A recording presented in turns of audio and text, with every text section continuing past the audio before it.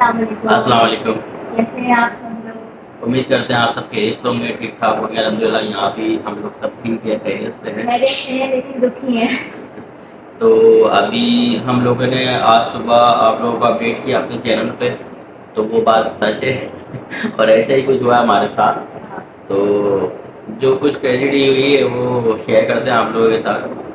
तो वह ये था कि हम लोग एक्चुअली गए थे सिंदबाद घूमने के लिए, और हमारे साथ थे हमारे भतीजा भतीजी और इरहा और हम दोनों।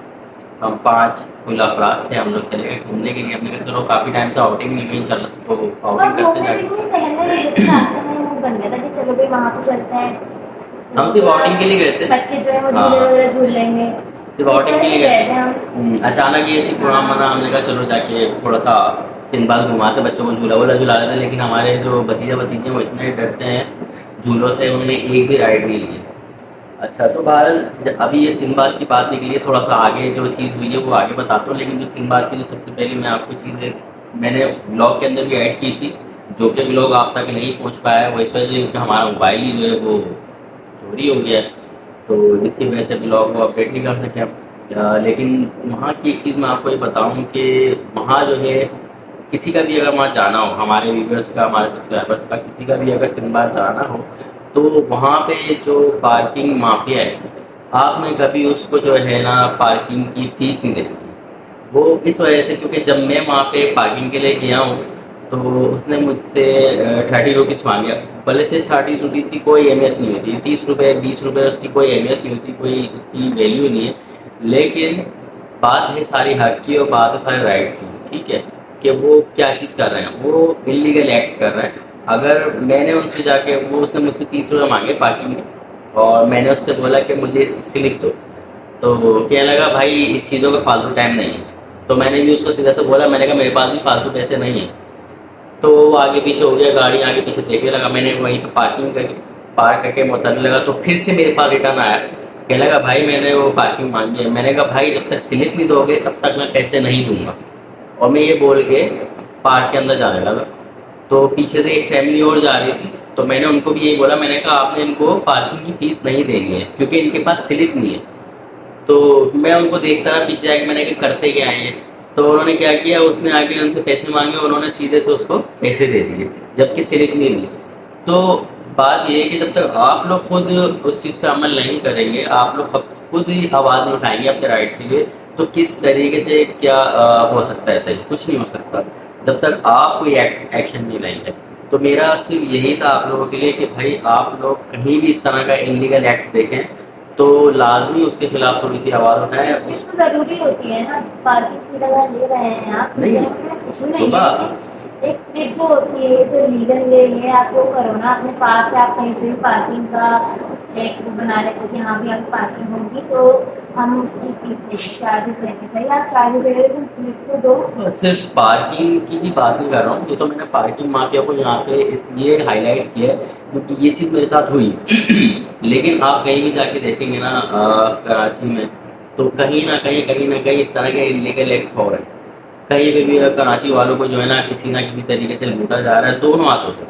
दोनों हाथ क्या, दोनों हाथ पाँव सर हर जगह से जहाँ से मुमकिन हो रहा है ना वो कराची वालों को लूटा जा रहा है, ठीक है। और कोई भी बोलने वाला नहीं, कोई परेशान हाल नहीं है। आप देखेंगे जगह जगह कोई कोई जगह है जहाँ पे गवर्नमेंट की क्या कहते हैं केडीसी की जहाँ पर पार्किंग अलाउड हुई हुई है ना, इन लोगों ने फ्लाईओवर के नीचे, अभी आप यहाँ चले जाएं नाजोबाद साइमा टावर के पास ना, बोर्ड ऑफिस के सामने, तो चेज वैल्यू के सामने फ्लाईओवर के बिल्कुल नीचे वहाँ पे पार्किंग है। वहाँ भी मेरी एक बार वहाँ फाइट हो चुकी है इस चक्कर में कि मैं पार्किंग की फीस नहीं दूंगा जब तक मुझे स्लिप नहीं मिलेगी, और मैं नहीं देता।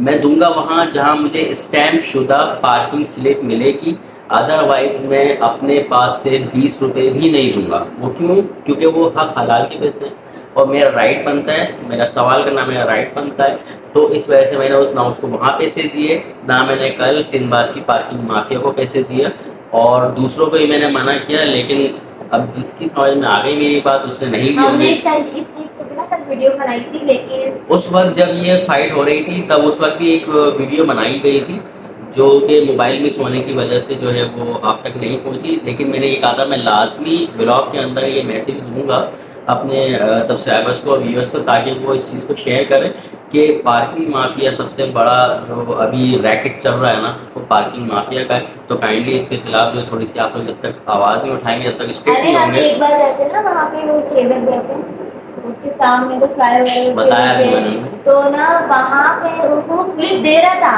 तो उस पे लिखा हुआ था लेकिन कि जो ना अगर कुछ चीज चोरी हो गई, बाइक वगैरह चोरी हो गई तो हम जिम्मेदार नहीं हैं। अच्छा, बकाया तो मैंने पूरा उससे पूछा, मैंने बोला स्लिप पे आपने ये क्या लिखा हुआ है कि जो ना हम जिम्मेदार नहीं है, तो आप स्लिप क्यों दे रहे हो जब आपने रखवाली नहीं करनी बाइक की?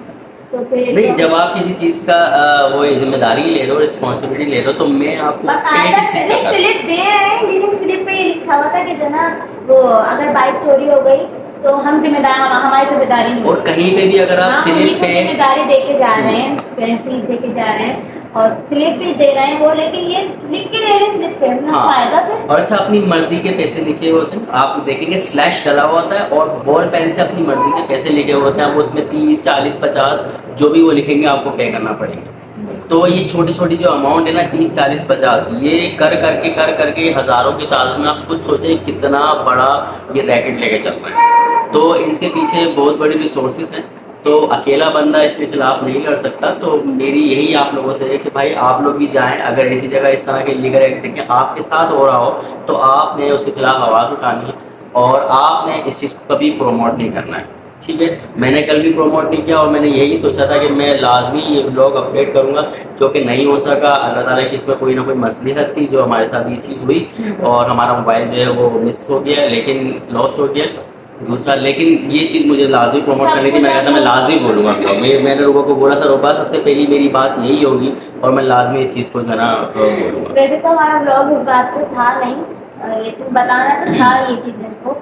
तो हमारा ब्लॉग ये था कि मोबाइल हमारा कैसे गुम हुआ, किसने उठाया, तो ये चीज़ बतानी थी क्योंकि हम बड़े परेशान थे। अब आप बताओ, हमने कितनी इंजॉयमेंट की थी, इतना कुछ हमने किया। अपलोड भी करी 2 दिन से, तो सब बोल रहे थे कि तुम्हें कहाँ है, आपने अपलोड नहीं किया।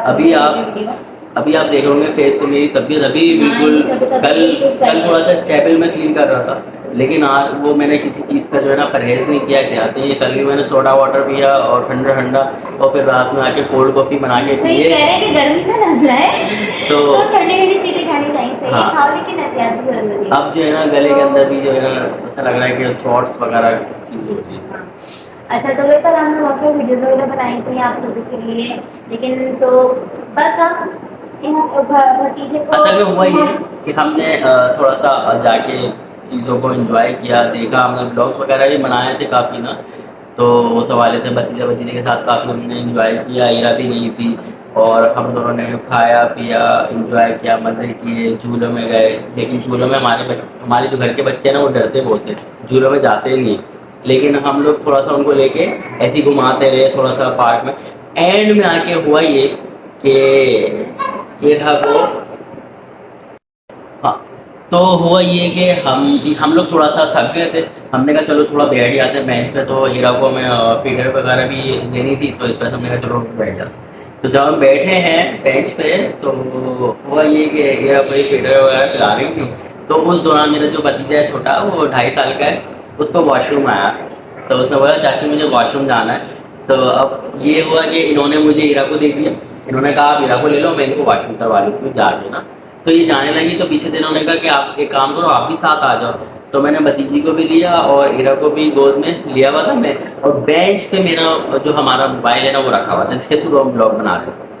अब वो मोबाइल जो है वो बेंच पे रखा रह गया, हम लोग उठ के जो है चले गए वहाँ पर वॉशरूम की तरफ। आप यकीन नहीं करेंगे, सिर्फ 2 मिनट गुजरे होंगे या 3 मिनट मुश्किल से, 2 से 3 मिनट गुजरे होंगे। तो हमें एकदम से याद आया मोबाइल का है।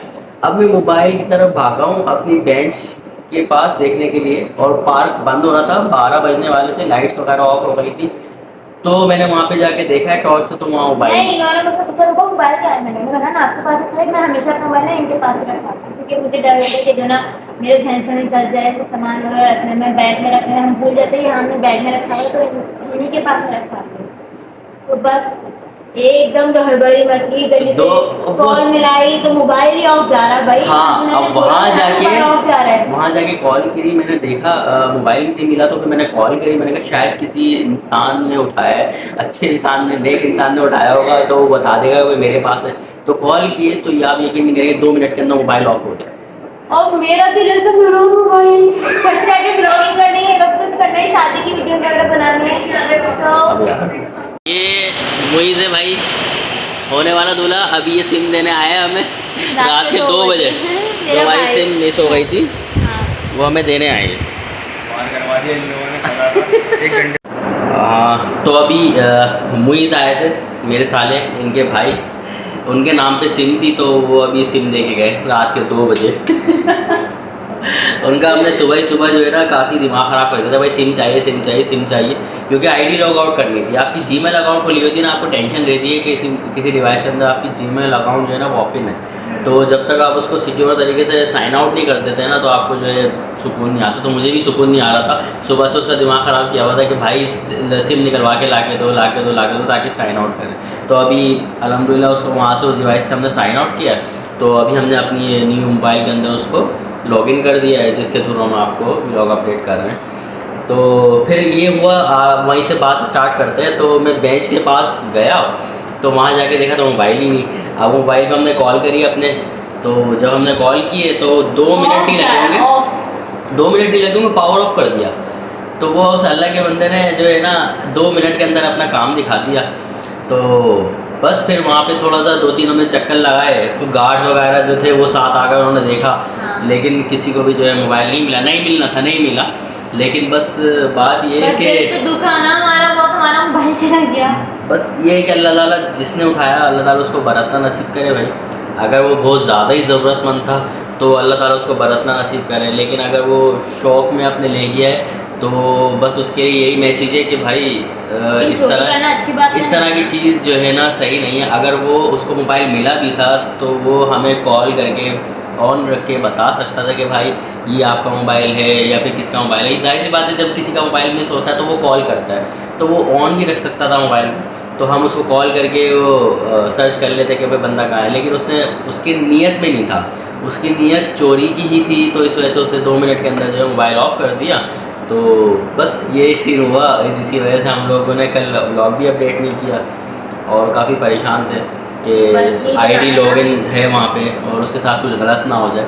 बस ये थोड़ी टेंशन थी, उसी में लगे हुए थे। जब जल्द से जल्द हमने सारी चीज़ों को मैनेज किया और हमने कहा चलो अब ब्लॉग अपडेट करके बता देते हैं। दोपहर में हमने कम्युनिटी पे पोस्ट किया था, तो उसमें हमने बता दिया था कि हमारे साथ क्या सीन हुआ है। तो उसके बाद अब मोबाइल लेके हम आए हैं, तो हमने आपको ब्लॉग अपडेट किया है।